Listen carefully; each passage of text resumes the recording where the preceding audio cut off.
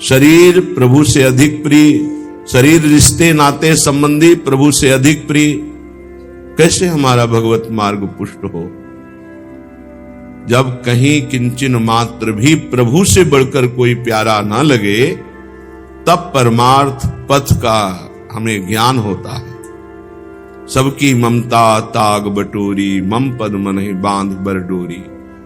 ये केवल रिश्ते नातों से ही नहीं, सब रिश्ते नाते खत्म कर देने पर भी शरीर का राग बना रहता है, प्राणों का राग बना रहता है, अंतःकरण में ममत्व अहम बना रहता है। यही तो भगवत प्राप्ति में बाधक है। हमें अपने शरीर और प्राणों और इंद्रियों और मन की भी परवाह छोड़कर केवल केवल राधा वल्लभ लाल के प्रति पूर्ण समर्पण, पूर्ण प्रेम। राधा वल्लभ मात्म कोटि दयितम नित्यार्ति रूपोन्नतिम नित्य प्रोच्छल दंत पार रहित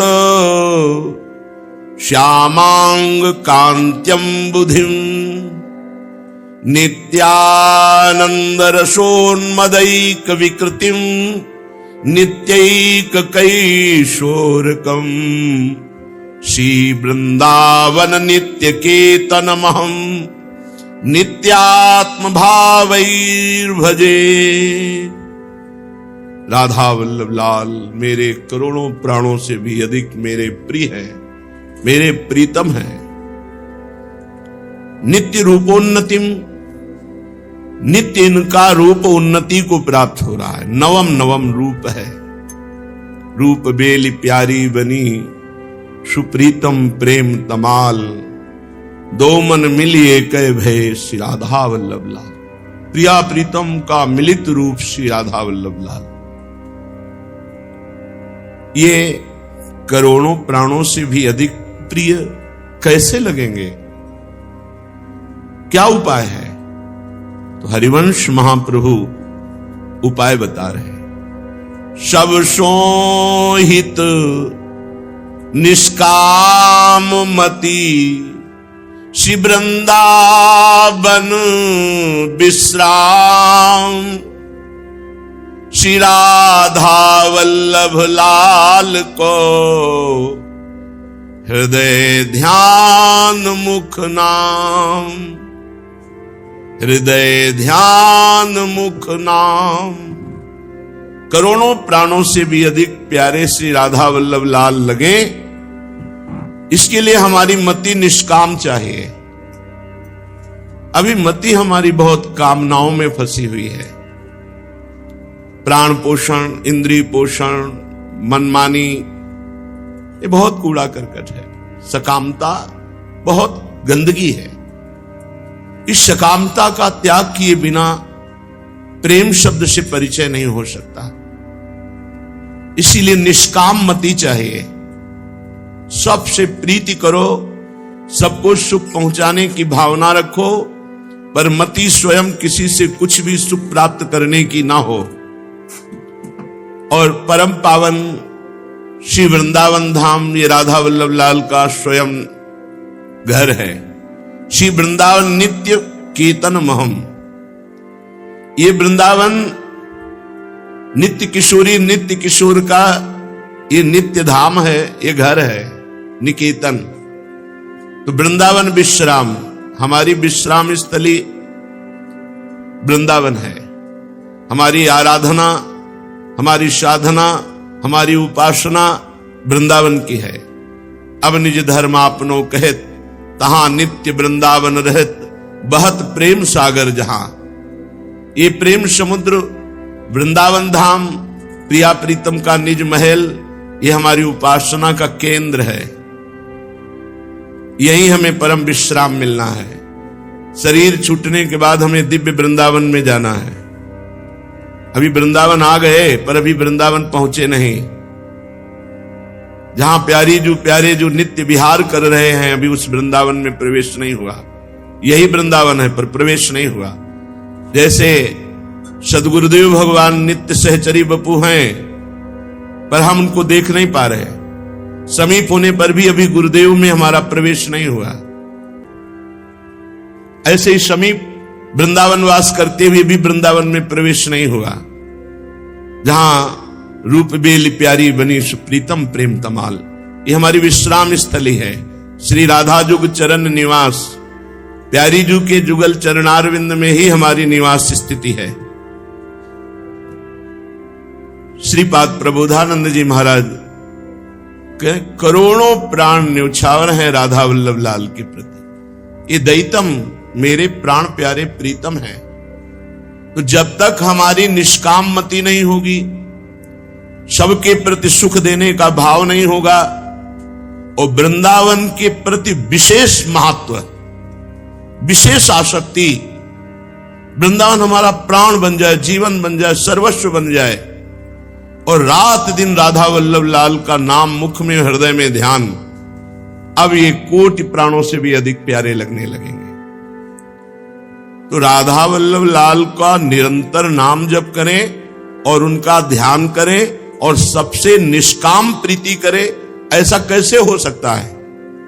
तो बोले तनहि राखि सत्संग में, मन ही प्रेम रस भेओ, सुख चाहत हरिवंश हित, कृष्ण कल्प तरु सेओ।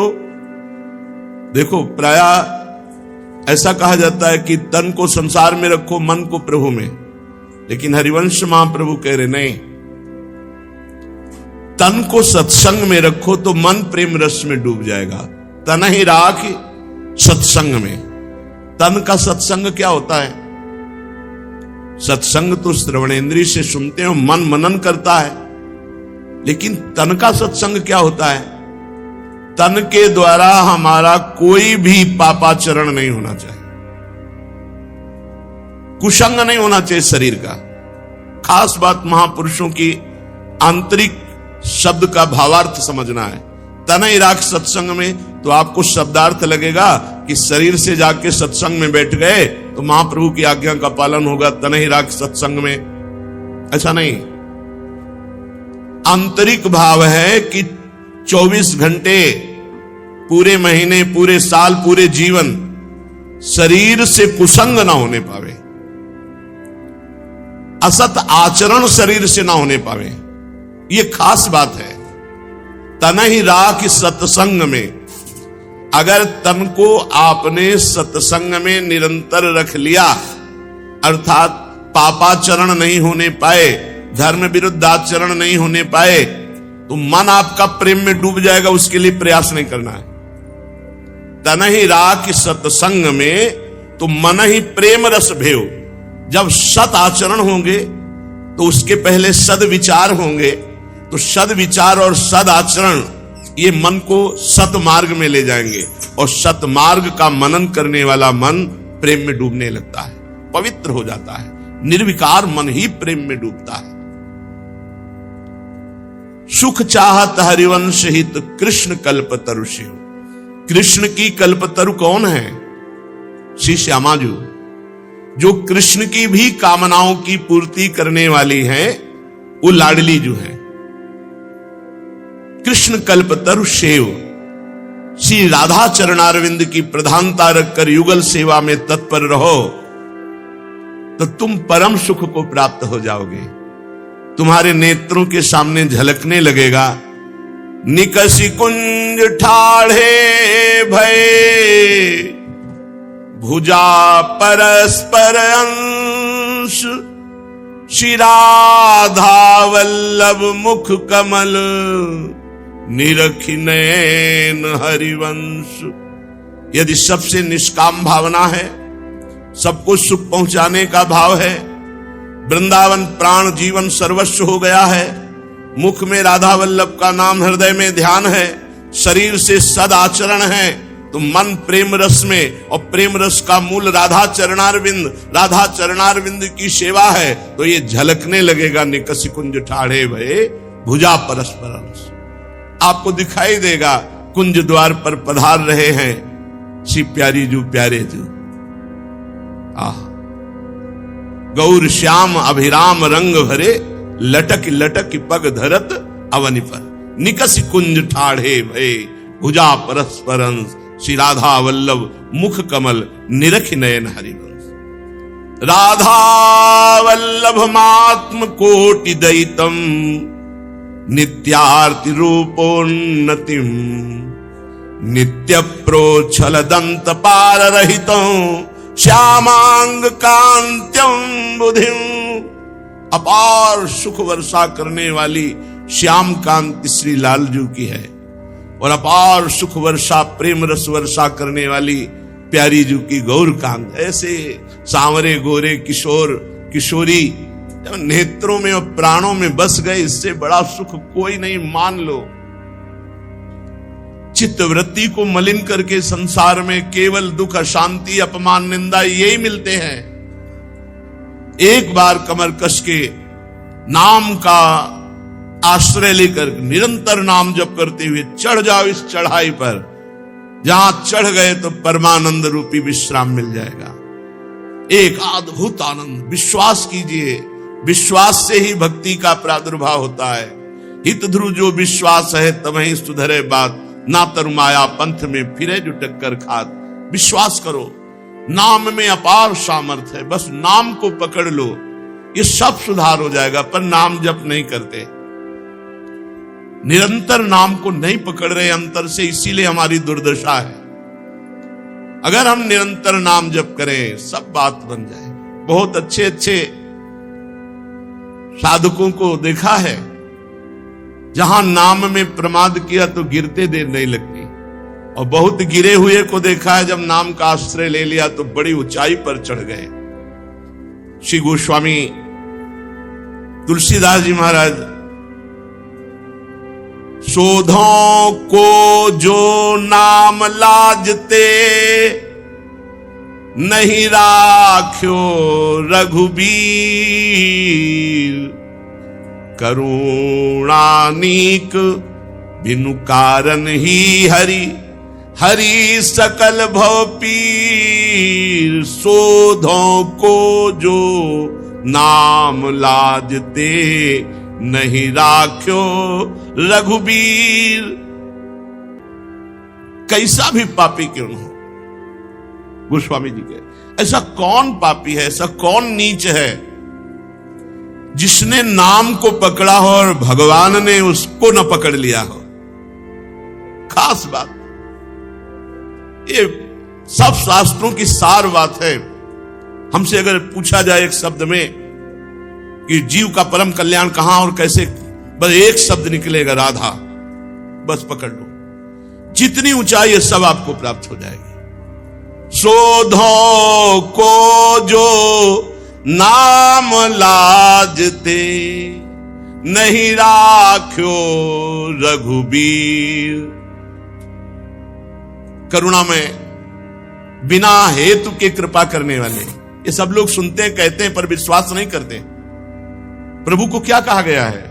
हेतु रहित प्यार करने वाला। डरते क्यों हो? पीछे कदम क्यों हटा रहे हो? तुमको किसी हेतु से प्यार किया है क्या? अहेतु की प्यार किया है तो भगवत प्राप्ति भी तो हेतु रहित करा दे सकते हैं वो। फिर लगे रहो ना, गले पड़ जाओ हरि के, गले पड़ जाओ। अरे तुम समझ जाओगे तो नाच पड़ोगे यार, नाच पड़ोगे, मस्त हो जाओगे। तुम जान नहीं पा रहे अपने प्रभु को, उनके स्वभाव को नहीं जान पा रहे। ये जो अहंकार से लगे हैं ना, वो क्रिया है, क्रिया का फल है, भगवत प्राप्ति नहीं। भगवत प्राप्ति कृपा से होती है, लीला में प्रवेश कृपा से होता है, प्रिया प्रीतम का साक्षात्कार कृपा से होता है। रात दिन नाम जप करते हुए भी कृपा के आश्रित हैं, तब उनको अनुभव होता है। भगवान नाम में, प्रभु के नाम में सबसे पहली बात यह है कि जैसे हम किसी का नाम यहां हो पुकारे तो तत्काल चेतना में आ जाएगा, जी मेरा नाम है। ऐसे हम जो बोलते हैं राधा कृष्ण हरि, तो हमारे हृदय में ही प्रभु विराजमान है। काहू से कहां, जहां प्रभु नहीं। प्रभु हर समय देख रहे हैं कि आप उनको पुकार रहे हैं, वो करुणा करते हैं। कारुणिक बिनु कारण ही, हरि हरि सकल भव भीर। सोधो को जो नाम लाजते, नहीं राख्यो रघुबीर। नाम की लाज हम प्रभु के हैं। जैसे बनता है हम नाम जप करते हैं अपने स्वामी का और उनकी शरण में। हमारी ये बात आप गांठ बांध लो। भगवान बिना हेतु के आप पर कृपा किया है। आपके लक्षण देख के नहीं, आपकी तपस्या देख के नहीं, आपकी साधना देख के नहीं। आपकी साधना तपस्या उनके देखने से शुरू हुई है।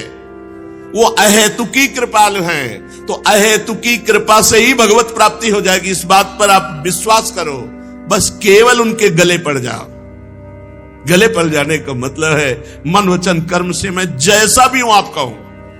अगर वो ब्रह्म ऋषि महात्मा न बन जाए तो मुझे बताना, क्योंकि भगवान के वचन है, करो सद्य ते साधु समाना। मैं उसे सद्य माने होता शीघ्र, उसे शीघ्र ही महात्मा बना दूंगा। जो नर होए चराचर द्रोही, आवे सभय सरन तक मोही। तो मैं उसे छल कपट रहित करके उसे महात्मा बनाऊंगा। ये जो लिखा तज छल कपट मोह मद माना, ये उसके त्याग के लिए नहीं लिखा। ये प्रभु कह रहे मैं उसे इनसे हटाकर करो सद्य ते साधु समाना। मैं उसे साधु बना दूंगा। क्षिप्रम भवति धर्मात्मा, मैं बहुत जल्दी उसे धर्मात्मा बना दूंगा। बस समझना है। मत प्रसादात तरिष्यति सर्व दुर्गाणि मत प्रसादात तरिष्यति मत चित्ता। अगर मेरे में चित्त लगा दे तो मत प्रसादात सर्व दुर्गाणि, जितने भी दुर्गुण हैं इनसे हम पार हो जाएंगे। नाम कह रहे देखो, वेद विदित जग विदित अजामिल विप्र बंधु अगधाम, घोर जमालय जात निवार्यो श्रुतहित सुमिरत नाम। शास्त्रों में बहुत उदाहरण है, संसार में भी बहुत उदाहरण है, पर हम तुम्हें एक उदाहरण देते हैं अजामिल का। घोर वैश्यागामी अपवित्र व्यभिचारी, इसका स्पर्श होते ही सारे पुण्य नष्ट हो जाते हैं और वैश्या व्यभिचारिणी होती है। बहुत से पुरुषों का संयोग करने वाले को व्यभिचारिणी कहते हैं और व्यभिचारिणी के संयोग होते ही सारे पुण्य नष्ट हो जाते हैं। तो बोले अगधाम वो पाप का निवास बन चुका था और वो घोर जमालय जात, यम आलय अर्थात नरक जाने वाला था। लेकिन संतों ने एक पुत्र का नाम नारायण रखना ऐसा कह दिया, तो पुत्र के बहाने नारायण निकला तो परम धाम पहुंच गया जहां उसे नरक जाना था। पशु पामर अभिमान सिंधु गज, ग्रस्यो आई जब ग्राह, सुमिरत सकृत सपदी आए प्रभु, हर्यो दुसहा उर्दाह। पशु हाथी की योनि, अभिमान बढ़ा हुआ गजेंद्र, जब ग्राह ने पैर पकड़ लिया और बहुत समय तक अन्य सहारा रखा, जब सब हाथी हाथिनियां वापस चले गए, उसका भी बल जाता रहा, तब उसे पूर्व जन्म के भजन के प्रताप से, राजा इंद्रद्युम्न था, अगस्त्य जी के शाप से हाथी की योनि प्राप्त की। तो उस भजन के प्रताप से भगवान के नाम की याद आ गई, हरि। भगवान नंगे पैर दौड़े और ग्राह का उद्धार करके गजेंद्र को बचा लिया। व्याध निषाध गीध गणिकादिक, अगणित अवगुण मूल, नाम ओटते राम सबन की, दूरी करी सब सूल। विश्वास कीजिए, ऐसे बहुत से व्याध निषाद, पशु गीध पक्षी गणिकादि, ऐसे बहुत अवगुण के खान जो नरक जाते, लेकिन भगवान के नाम का आश्रय लेकर सबके दुख दरिद्रता पाप नष्ट हो गए, सब परम धाम के अधिकारी बने। नाम ओटते राम श्रवण की, दूरी करी सब सूल, केही आचरण घाटी हो तिनते, रघुकुल भूषण भूप, सीदत तुलसीदास निशिबासर, पर्यो भीम तम कूप। प्रभु ये सब पाप के जड़ थे, पाप रूप थे, इनको परम पद मिल गया तो प्रभु मैं किसी से कम नहीं हूं। इन जिनको तारा है उसी लाइन में, उसी पंक्ति में मैं हूं, कोई भी आचरण कम नहीं नाथ, मैं वैसे ही पापी हूं कहने का भाव। फिर भी मैं इस अज्ञान रूपी कुएं में पड़ा हुआ हूं, दुख भोग रहा हूं, सबको निकाल दिया तो मेरा नंबर कब आएगा? क्योंकि मैंने भी नाम की ओट ली है। हे नाथ, आप पतित पावन हैं, तो उन्हीं पतित्वों में हमारी भी गिनती गिन लीजिए और कृपा की कोर करके अपने चरणारविंद का प्रेम दीजिए। नाम की ओट, वो जीत गया जो हमारी ये बात मान जाएगा। नाम राधा राधा राधा, कुछ सोचो मत। जैसे डॉक्टर दवा देता है आप विश्वास करके खाते हो, ऐसे ही आप सदगुरु वैद्य वचन विश्वासा संयम यह न विषय के आशा, बात मान लो, नाम जप पकड़ लो, सब बात बन जाएगी। भगवान पूरी जिम्मेवारी ले लेते हैं। अनन्यस चिंतयन्तो माम तो योगक्षेमम वहाम्यहम्। भगवान का तुम चिंतन करो, जब भगवान तुम्हारी जिम्मेवारी ले लेंगे तो आप विश्वास कीजिए, आनंद ही आनंद, कभी दुख देखना नहीं पड़ेगा। जो बाहरी दुख आएगा भी वो आनंद को छू नहीं पाएगा। चलते हैं श्रीमद् भागवत महापुराण पावन प्रसंग में। श्री ध्रुव जी को अटल पदवी प्राप्त हुई। माता सुनीति भी उसी ध्रुव जी की साधन भक्ति से प्रसन्न हुई। भगवान की कृपा से दिव्य विमान पर आरूढ़ होकर परम धाम को गई। पुत्र मोह में ध्रुव जी का तिरस्कार करने वाली सुरुचि भी, जैसे पुत्र को यक्षों ने मारा तो वो उनके प्रेम में जंगल में दावाग्नि में भस्म हो गई। ध्रुव जी ने यक्षों से युद्ध किया, विजय श्री प्राप्त की। महाराज मनु ने उनको बहुत समझाया, शांत हुई। कुबेर जी ने उनको वरदान दिया कि सदैव तुम्हारे हृदय में भगवान की अखंड स्मृति जागृत रहे।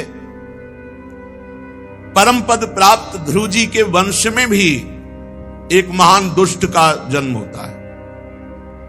ये बड़ी विचित्र लीला है। जहां ऐसे महाभागवत ध्रुव जी, आगे चलकर उनके वंश में आता है। ध्रुव जी के पुत्र जो उत्कल जी थे, ध्रुव जी के परम धाम के बाद उनका अभिषेक किया गया। पर ये इतने बड़े महापुरुष थे कि ध्रुव जी ने तो अटल पदवी प्राप्त की और इन्होंने स्थिति प्राप्त की। घृणा हो गया राज्य से। जिस राज्य का 36,000 वर्ष तक सिंहासन में बैठकर ध्रुव जी ने पालन किया, इनको 36 दिन भी अच्छा नहीं लगा। उतर गए सिंहासन से और कहा मुझे नहीं चाहिए राजपाट। और ऐसी आत्मस्थिति श्री सुखदेव जी वर्णन करते हैं। निरंतर भजन के प्रभाव से वासना रूपी मल का नाश हो जाना और अखंड स्वरूप में स्थित हो जाना, ये महाराज उत्कल का हो गया। अखंड स्मृति भजन के प्रभाव से शुद्ध आत्मबोध को प्राप्त हो गए। आनंदमय सर्वत्र प्रशांत ब्रह्म की अनुभूति। सिंहासन को छोड़ दिया और मूर्खों की भांति गली में पड़े रहना, जो कोई कुछ दे दे तो खा लेना, कुछ उपदेश नहीं करना, पागलों का जैसा व्यवहार करना। बड़े बूढ़े मंत्रियों ने पागल घोषित कर दिया। यद्यपि वो प्रशांत ब्रह्म स्थिति को प्राप्त, जैसे जड़ भरत जी की, ऐसी उत्कल जी की स्थिति। इसलिए वो सर्वस्व त्याग कर अपने आत्मस्वरूप में स्थित पागलों जैसी रहने में। तो फिर बड़े बूढ़े और मंत्रियों ने भ्रमी पुत्र वत्स को राजा बनाया। 2 पत्नियां थी महाराज ध्रुव के। दूसरी पत्नी से जो उसको राजा बनाया। कई इनकी संतानें हुई। आगे चल करके उल्मुख नाम के राजा हुए, जिनसे पुष्करणी पत्नी से महाराज अंग, सुमना, ख्याति, क्रतु, अंगिरा, ये 6 पुत्र हुए।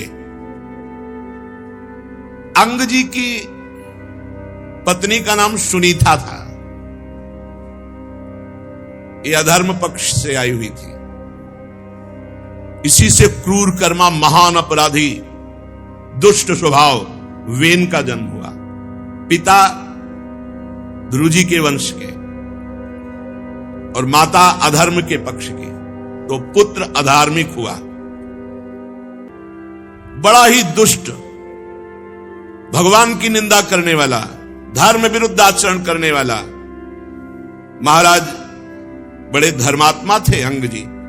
उन्होंने जब देखा, छोड़ दिया नगर और भजन के लिए निकल गए। ये समझेगा नहीं पुत्र। मुनियों ने जब देखा कि हमारे राज्य पर बड़ा दुष्ट वेन का अत्याचार हो रहा है, तब जाके हुंकार मात्र से उसे मार डाला वेन को। फिर देखा कि अब राजा कौन बनेगा, तो उन्हीं की भुजाओं के मंथन से महाराज पृथु को प्रकट किया। विदुर जी ने पूछा, ब्रह्मन महाराज अंग तो बड़े सील संपन्न साधु स्वभाव और ब्रह्म ऋषियों की आराधना करने वाले थे, उनका पुत्र दुष्ट कैसे हो गया? पिता इतने बड़े धर्मात्मा, तो पुत्र कैसे दुष्ट हो गया? इतना दुष्ट कि उनको नगर छोड़कर वनवास करना पड़ा।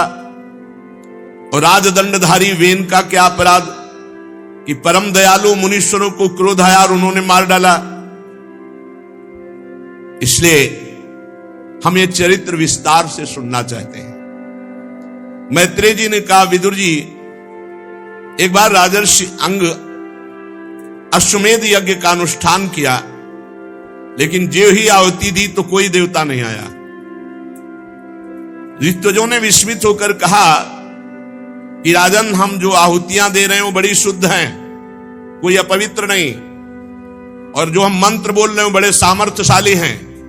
हमारे जितने ब्रह्म ऋषि सब सामर्थ्यशाली हैं, पर कोई भी देवता आहुति स्वीकार नहीं कर रहा। ऋतुजों की बात सुनकर यजमान अंग को बहुत दुख हुआ। उन्होंने कहा कि ऐसा क्यों हो रहा है? तो उन्होंने कहा, आपके पुत्र नहीं इसलिए।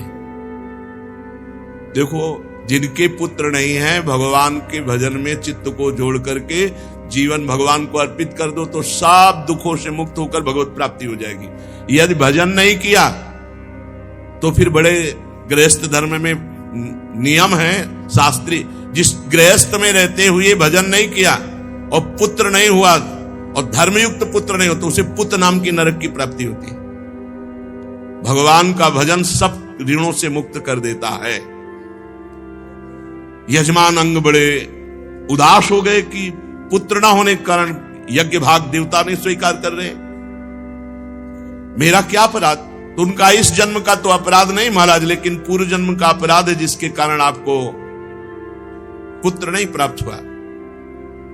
तो उनका तो पूर्व जन्म के अपराध को नष्ट करने के लिए पहले यज्ञ करो, तो हमारे पुत्र हो जाए, वो अपराध जो बाधा कर रहा है।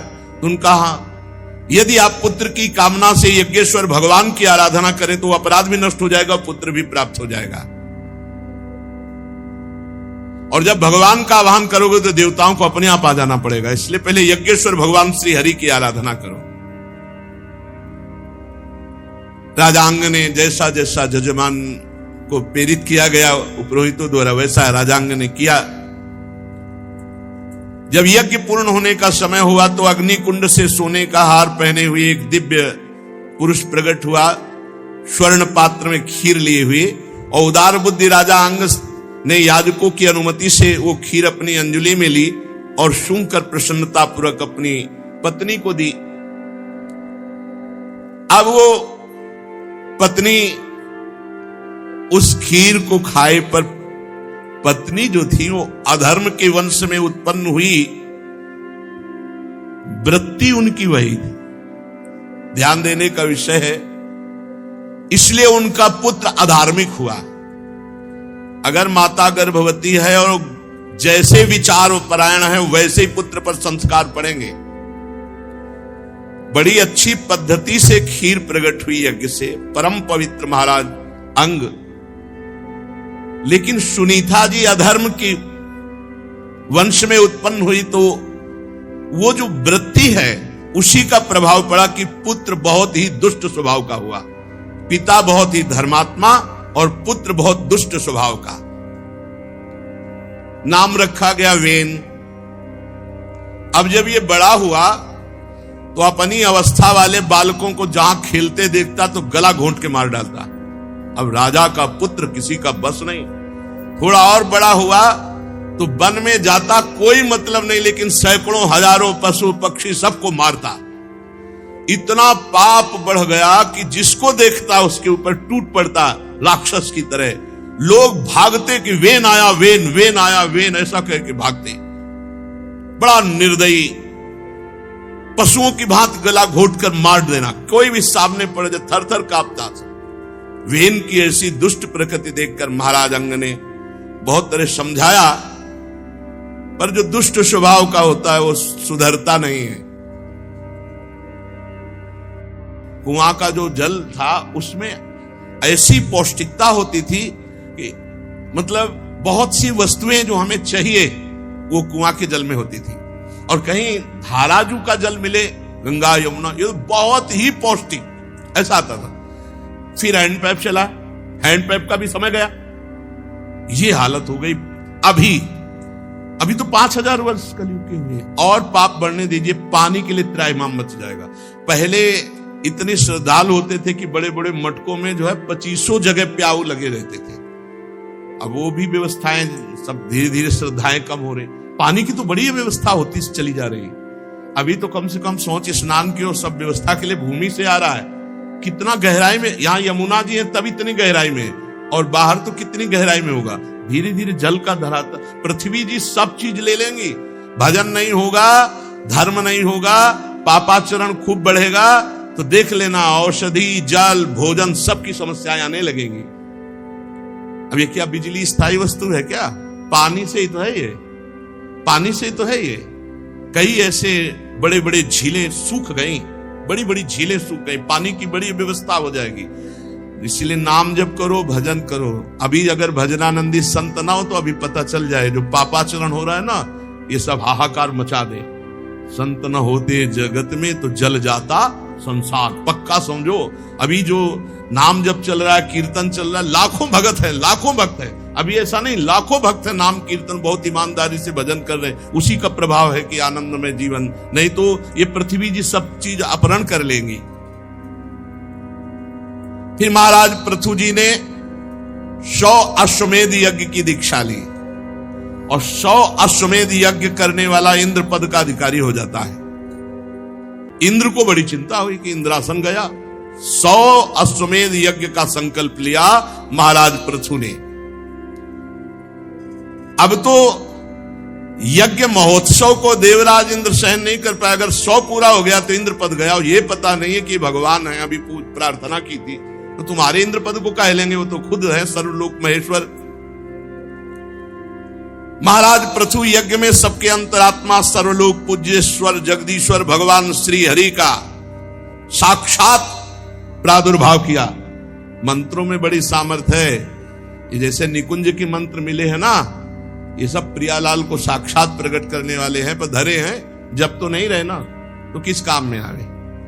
आपके पास चेक रखी है, बैंक में भजाओ नहीं, पैसा ला के खर्चा न करो तो चेक ही है, चेक क्या करो। ऐसे ये चेक है निकुंज की तुम्हारे पास, जो शरणागत मंत्र, निज मंत्र। अब जपो नहीं, भजाओ नहीं उसमें, तो कहां से तुम्हें सुख का अनुभव होगा। देखो शरणागत मंत्र मिला है, नाम मिला है, निज मंत्र मिला है, अरबों की चेक है, फुटपाथ में रुपया मांगते घूम रहे, वो दुर्दशा है। मंत्र बल से भगवान श्री हरि को यज्ञ में प्रकट किया महाराज पृथु ने। भगवान ब्रह्मा जी, भगवान देवादिदेव महादेव, समस्त लोकपाल सबको यज्ञ में। अरे मंत्र में बहुत बड़ी सामर्थ है, मंत्र में बहुत बड़ी सामर्थ। वो मंत्र जो प्रियालाल को अधीन करने वाले वही सब मिले, पर दुर्भाग्य है अब भजन नहीं करोगे, जपोगे नहीं, उसको हृदय में प्रकाशित नहीं करोगे तो कैसे। महाराज पृथु एकमात्र भगवान श्री हरि की कृपा का लक्ष्य रख करके यज्ञ कर रहे थे। बड़ा उत्कर्ष हुआ। देवराज इंद्र को बहुत घबराहट पैदा हुई कि यज्ञ में विघ्न डालना चाहिए, नहीं अगर ये पूरी यज्ञ हो गई तो ये इंद्र पद ले लेंगे। उसको यही डर बना रहता है। प्राय अगर कोई सही ढंग से जहां भजन शुरू करता है बस वो परेशान हो, देवराज इंद्र परेशान हो जाते हैं कहीं हमारा पद न ले ले। बहुत प्यारा है इंद्र पद, उसको वो भेजता रहता है। स्वर्ग की अप्सराएं नहीं, पहले तो मृत्यु लोक के भेजता है। अगर उन पर कोई विजय प्राप्त कर लिया तो फिर अप्सरा आदि देवलोक, फिर उन पर भी विजय प्राप्त कर लिया तो और षड्यंत्र रचता है। पर इतना नहीं करना पड़ता है, जो एक आध थप्पड़ में गिर जाए उसके लिए ब्रह्मास्त्र संधान की जरूरत नहीं पड़ती। मृत्यु लोक में ऐसे ऐसे उसी में बह जाता है प्रवाह में माया के, वो आगे नहीं। कोई बिरला ऐसा है, जैसे विश्वामित्र जी ने हिम्मत की, सब भोगों को छोड़कर भजन में लगे तो मेनका को भेज दिया। देखा कि नीचे के लोगों से तो गिरेंगे नहीं, तो मेनका को भेज दिया। अब वहां भूल गए, बहुत विचित्र भगवान के। देवराज इंद्र डरता रहता है, साधक थोड़ा सा व्रत उपवास करे कि विघ्न डालने के लिए तैयार हो जाता है। देवराज इंद्र भयभीत हो जाते हैं, उसी अनुसार भेजते। देवता गोस्वामी जी लिखे, जो ही आप सही ढंग से चलना शुरू करोगे, इंद्री द्वार झरो खन्नाना, बैठे देवता कर कर थाना, आवत देखें विषय बयारी, तुरते दे की वाड़ उखारी। तो देवता लोगों ने विचार किया कि अब कैसे विधान बने, तो उनका जरूरत नहीं है, तुम नियम लगाए रहो, हम नियम के अंतर्गत पोल पैदा कर देंगे। वहीं से इंद्रियों को भ्रष्ट करने का मार्ग। बड़ा विचित्र भगवान का। देवराज इंद्र को बड़ी घबराहट, जब कोई भगवत मार्ग में चलता है तो देवराज इंद्र को बड़ी घबराहट होती है कि ये हमारा जो है कहीं इंद्रासन न ले ले। अब जो यज्ञ का आराधन करने के लिए घोड़ा चुना गया था, तो देवराज इंद्र ने घोड़ा अपहरण कर लिया और अपहरण किया। पाखंड वेश धारण, पाखंड कहते हैं पाप का खंड। भेष था धर्मात्मा का। देखो पाखंड का मतलब क्या होता है, भेष है धर्मात्मा का, आचरण है दुरात्मा का, उसी को पाखंडी कहते हैं, उसी को पाखंड कहते हैं। और घोड़े को लेकर के भागे तो अत्रि ऋषि की दृष्टि पड़ गई। उन्होंने महाराज पृथु के पुत्र से कहा, पकड़ो ये पाखंडी घोड़े को लिए जा रहा है। अरे खड़ा रहे दुष्ट, रुक जा। पर महाराज पृथु पुत्र ने देखा कि भेष संत का, सुंदर जटाएं, भस्म धारण किए हुए वस्त्र, साधु का, हाथ जोड़ लिया और लौट कर आए और अत्रि जी से कहा कि महाराज वो तो संत हैं, संत पर हम बाण नहीं चला सकते। अरे उनका संत नहीं, इंद्र है, कपटी भेष धारण करके पाखंड का वो घोड़े को अपहरण कर। अगर घोड़ा अपहरण हो गया तो यज्ञ का जो संकल्प है वो अधूरा रह जाएगा, तुम्हें तुरंत मार डालना चाहिए ऐसे पाखंडी को। अत्रि मुनि ने जब ऐसा कहा तो पृथु कुमार क्रोध में भर गए, और जब इंद्र ने देखा तो वो जैसे रावण के ऊपर जटायु टूट पड़ा ऐसे, तो घोड़ा छोड़ दिया और वो भेष छोड़ दिया, अंतर ध्यान हो गए। ये इसी को पाखंड कहते हैं कि हम भगवत वेश धारण किए और आचरण वेश के विरुद्ध है, उसे पाखंड वेश कहते हैं। विजिताश्व नाम रखा महाराज पृथु के पुत्र का। घोड़े को यूप में बांध दिया करके, यज्ञ मंडप में जो खंभा होता है उससे यूप कहते हैं। अब फिर इंद्र को चैन नहीं पड़ा तो आकर घोर अंधकार फैला दिया और छिप करके सोने की जंजीर में बंधे हुए घोड़े को फिर अत्रि मुनि ने दिव्य दृष्टि से फिर देखा और कहा, महाराज ये फिर घोड़ा ले। पृथु पुत्र ने जब नजदीक जाके देखा तो कपाल धारण किए हुए भिक्षुक रूप, तो प्रहार नहीं किया, क्योंकि ऋषि का आदेश होने पर ही प्रहार हो सकता है। अत्रि जी के वापस पास आए, उनका हो तो कोई कपाली दिव्य विरक्त है, तो उन्होंने कहा नहीं वो इंद्र ही है, भेष बना करके आया है। फिर वो भेष छोड़ा और फिर वो अंतर ध्यान हो गए। उस बंद बुद्धि इंद्र ने जो जो निंदित वेश छोड़ा वो सब पाखंड कहा गया, पाप का खंड। इसलिए वो कभी नग्न, कभी रक्तांबर, कभी कापालिक ऐसे वेश धारण करता गया। ये जो भगवत विमुख लोग हैं ये वेश धारण करके इनका दुरुपयोग करते हैं, इसीलिए पाखंड कहा जाता है। महाराज जब पृथु को ये पता चला कि बार बार देवराज इंद्र ऐसा, वो जितने वेश धारण किए वो सब पाखंड रूप, मतलब वही वेश धारण करके क्रोध धारण किया महाराज पृथु ने के पाखंड फैला रहा है, बार बार घोड़े का अपहरण कर रहा है। तो उन्होंने कहा ठीक है, चलो तैयार करो यज्ञ, इसी इंद्र का पहले वध करते हैं। मंत्रों में बड़ी सामर्थ्य है। जिस समय महाराज जन्मेजय जी यज्ञ कर रहे थे तो हजारों सर्पों की आहुति हो गई, तक्षक नहीं आया। तो पूछा ब्राह्मणों से, ब्रह्म ऋषियों से, तक्षक नहीं आया? बोले नहीं आएगा। बोले क्यों? बोले देवराज इंद्र के पावे में लिपटा हुआ है। तो बोले मंत्रानुष्ठान करो, मैं देवराज के सहित इंद्र के सिंहासन सहित स्वाहा बोलो। बोले आज्ञा करो। संकल्प लिया और जो ही मंत्रोच्चारण किया तो देवराज इंद्र तो कूद गए, पर इंद्रासन सहित तक्षक चीखता हुआ आकाश में आ गया। उसी को वो आस्तिक मुनि ने दान में ले लिया, इसलिए वो बच गया। मंत्रों में बड़ी सामर्थ्य पहले थी, अब भी है, लेकिन उनको जागृत करना मुश्किल। बहुत बार इस इंद्र को रोका गया, लेकिन समझा नहीं दे, इसके वध की तैयारी करो। यज्ञ दीक्षा ले लेने पर शास्त्र विहित किसी का वध करना उचित नहीं है।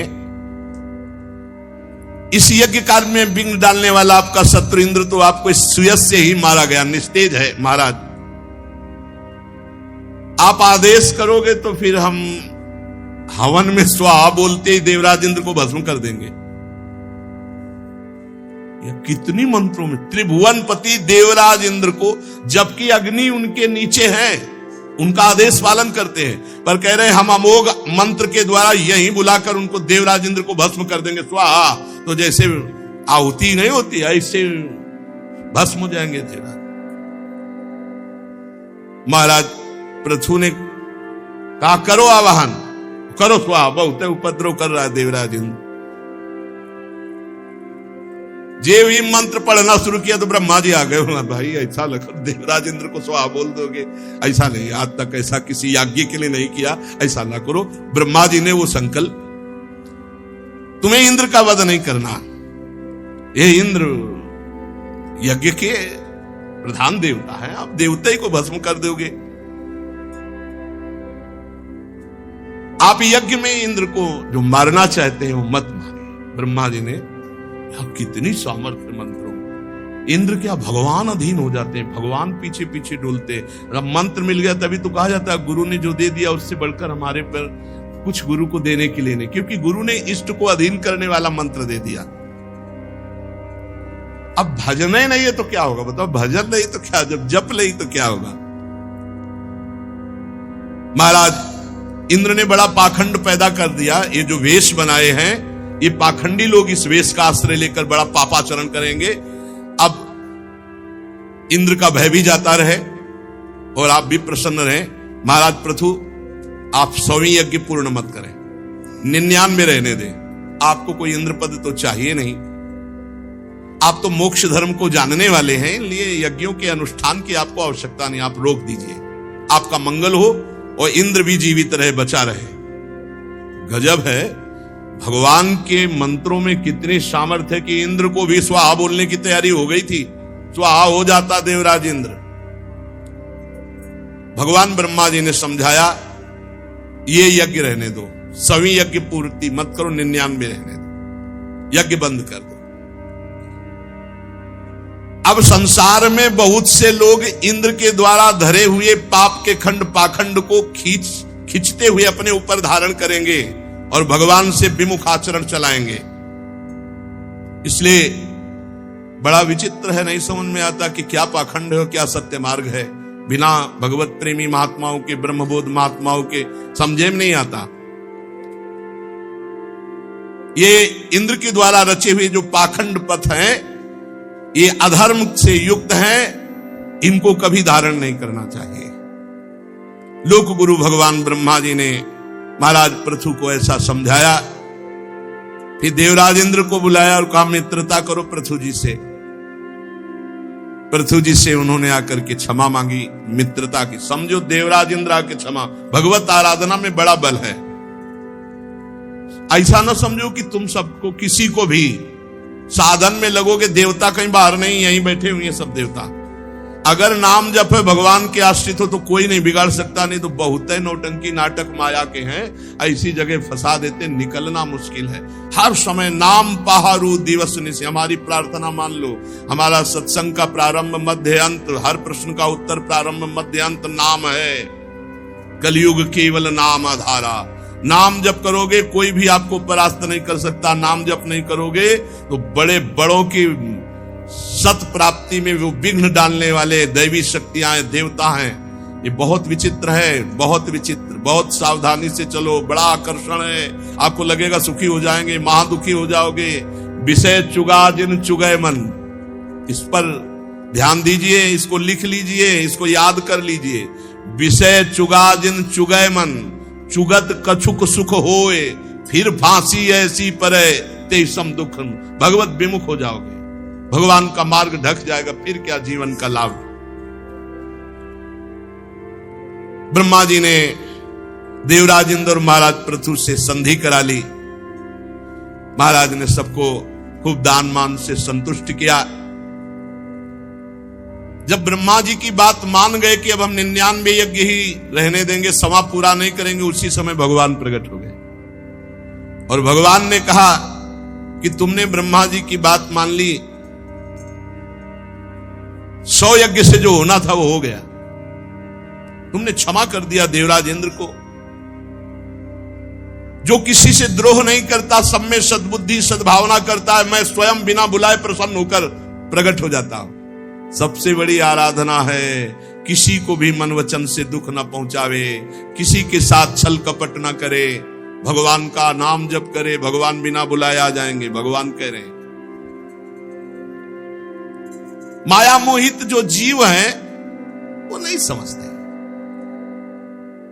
बहुत दिनों तक ध्यान से सुनना, बड़े बड़े महापुरुष ज्ञानी जनों की सेवा का भी फल उनको केवल श्रम ही हाथ लगता है। जो छल कपट करते हैं, इस बात को पकड़ लो, ये कोई ना समझो कि महापुरुष की सेवा में है तो उद्देश्य क्या है उसका, छल कपट कर रहा है, कुछ हाथ नहीं लगेगा, यहां लिखा हुआ है। यदि कोई माया मोहित होकर के छल कपट करता हुआ बहुत दिनों तक ज्ञानी महापुरुषों की सेवा करे तो केवल श्रम ही श्रम हाथ लगेगा। पुरुषा यदि मुह्यंती त्वादृशा देव मायया, श्रम एव परम जातो दीर्घया वृद्ध सेवया ज्ञान वृद्ध। यदि आप माया मोहित होकर छल कपट करते हुए ज्ञानी जनों की भी सेवा करो तो आपके हाथ में केवल श्रम ही श्रम लगेगा। अविद्या वासना कर्मों का पुतला है शरीर, इसको जो मैं मानता है, इसमें जो भोगों में सुख समझता है, वो ज्ञानवान पुरुषों के समीप भी रहते हुए लाभ नहीं ले पाएगा। उनकी आज्ञा पर चलना होता है, उनके प्रति समर्पण होता है, दिखावा नहीं होता है। भगवत प्रेमी महात्मा या संत या भगवान की श्री विज्ञ की सेवा तभी सफल होती है। भगवान कपिल देव जी अपनी सेवा के लिए कहते हैं, यदि कोई मेरे श्री विग्रह की सेवा करता है और बाहर छल कपट द्वेष करता है, मैं इस सबकी आत्मा के रूप में हूं, उसकी सेवा ऐसी जैसे राख में किया हुआ हवन, कुछ नहीं। ऐसा होना तो फिर क्या है, मनमानी आचरण बहुत है, पर्याप्त है। नहीं, मन को मार करके सेवक सुख चाह, मान भिखारी, सेवक और सुख बिल्कुल विपरीत बात है। इस प्रकार जो इस शरीर में ये आसक्त नहीं है वो विवेकी पुरुष घर पुत्र धन आदि में ममता कैसे रख सकता है। इसलिए एक शुद्ध परमात्मा स्वयं प्रकाश, गुणों का स्वामी, सर्वव्यापक, आवरण शून्य, सबका साक्षी, आप शरीर से अलग आपके पास है, उसको पकड़ लो। शुद्ध परमात्मा आपके पास का मतलब शीशा हटा लो, वो आप ही आप है। शीशा है तो आपके पास है, ऐसा बोला जाता है। अंतःकरण धर्म है तो आपके पास है, और अंतःकरण धर्म लय हुआ तो आप ही आप है, दूसरा नहीं। जो पुरुष देह स्थित आत्म तत्व को जान जाता है वो प्रकृति में रहते हुए भी प्रकृति से कभी लिप्त नहीं होता। यह प्राप्त किया जाता है गुरुजनों से। भोग सामग्रियों की बाहुल्यता में रहते हुए भी किसी भी भोग का कोई प्रभाव नहीं। राजन, जो पुरुष, बहुत ध्यान दीजिए, किसी भी कामना को रख करके किसी महापुरुष या भगवान श्री हरि की आराधना करेगा तो उसी कामना की पूर्ति होगी, उसी कामना की पूर्ति होगी। आपने पीछे याद हो अल्लजी और कोल्लजी का चरित्र सुना था। पूर्व चरित्र में राजा के वैभव को देखकर वासना युक्त हो गए तो अगला जन्म राजकुमार के साथ ही वासना में, खेलों में, और फिर जाकर भजन जहां से छूटा था वहीं से। आप भगवान की आराधना या गुरु की आराधना करके चाह क्या रहे हैं? भोग मिलेगा, आपको मिलेगा, पक्का मिलेगा, लेकिन फल जो मिलना चाहिए वो नहीं मिलेगा। जो इच्छा करी हो मन माही, प्रभु प्रसाद कछ दुर्लभ नाही। इसीलिए संत सुध गुरुदेव की सेवा में कामनाओं के त्याग का भाव रखना। माना हमारे अंदर कामना है, लेकिन हम पूर्ति का उद्देश्य नहीं रखेंगे, उनकी त्याग का उद्देश्य रखेंगे। आज नहीं त्याग पा रहे तो हम कल त्याग देंगे, उनको त्यागेंगे। जो नित्य प्रति छल कपट त्याग कर श्रद्धा पूर्वक मेरी कथा सुनता है, मेरी आराधना करता है, मेरे भक्तों का संग करता है, उसका चित्त धीरे धीरे निष्काम हो जाता है, शुद्ध हो जाता है। और जब चित्त शुद्ध हो जाता है तो तत्व ज्ञान की प्राप्ति स्वयं हो जाती है। फिर वो समता रूपी स्थिति में आकर परम शांत ब्रह्म कैवल्य मोक्ष को प्राप्त हो जाता है। यही है जीवन का परम लाभ। भगवान श्री हरि पृथु जी से कह रहे हैं, राजन, मनुष्य जीवन का परम लाभ है निर्लिप्त होकर स्वरूप में स्थित हो जाना, ब्रह्म पद में स्थित हो जाना। ये हर्ष शोक प्रदान करने वाले भोगों में नहीं। इसलिए वीरवर, तुम उत्तम मध्यम अधम इस भावना को त्यागो।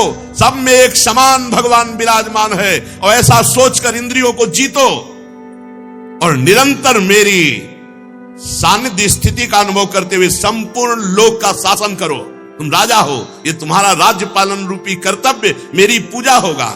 और जो राजा धर्म पूर्वक प्रजा का पालन करता है तो प्रजा के किए हुए भजन साधन पुण्य का 6ठा भाग राजा को प्राप्त होता है। राजा वैसे ही भगवत प्राप्त हो जाता है। इसके विपरीत जो प्रजा के विपरीत कष्ट देता है, प्रजा की रक्षा नहीं करता, अधिक कर वसूल करता है, तो राजा का दुर्गति का कारण बनता है। प्रजा का पाप जाकर उसके ऊपर हावी हो जाता है, उसको दुर्गति कराता है।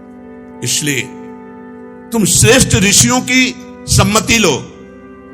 किससे सलाह लेनी चाहिए? श्रेष्ठ महापुरुषों से।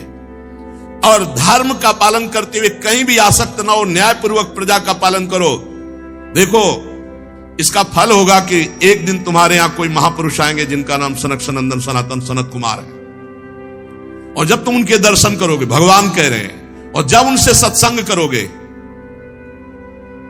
तब तुमको मेरे स्वरूप का बोध हो जाएगा। भगवान सामने खड़े हैं। पहले संतों का समागम, तब भगवान की प्राप्ति का जो तत्व स्वरूप है वो। अच्छा, तुम्हारी जो इच्छा हो वरदान मांग लो। मैं जिस पे प्रसन्न होता हूं उसे वरदान जरूर देता हूं, मांगो। महाराज पृथु ने कहा कि प्रभु, अभी तो हमने आपको प्रणाम नहीं किया, चरणों पे साष्टांग लौट गए, प्रेम पूर्ण हृदय से अश्रु प्रवाह करते हुए भगवान के चरणों में मस्तक रख दिया, चरण पकड़े। पृथु जी प्रभु से इशारा कर रहे कि अभी नेत्रों से जल अश्रु प्रवाह, अभी ठीक से देख नहीं पा रहा हूं, अभी जाना मत। भगवान खड़े रहे काफी देर, तो भाव में डूबे रहे। जब भाव से तो भगवान से दौड़कर आलिंगन कर लिया। फिर काफी देर आलिंगन किए रहे भगवान का। फिर जब स्वस्थ हुए तब हाथ जोड़ करके भगवान को देखा कि एक हाथ गरुड़ पर ऐसे रखे हुए भगवान कृपा पूर्वक महाराज पृथु की तरफ। पृथु जी ने जो विनय की वो आगे वर्णन करेंगे, लेकिन जो मांगा वो आज वर्णन कर। पृथु जी ने कहा, हमारे 10,000 कान हो जाए जिससे मैं आपकी चर्चा सुनते हुए कभी अगाऊं नहीं। पृथु जी ने भगवान से इन्हीं 2 कानों में, ऐसा नहीं कि पूरे शरीर में 10,000 कान हो जाए, ऐसा नहीं मांगा, इन कानों में 10,000 कानों की सामर्थ्य सुनने की हो जाए और मैं रात दिन आपकी कथा सुनता रहूं, यही मुझे वरदान दीजिए। शेष चर्चा आगे। श्री राधा वल्लभ लाल की जय।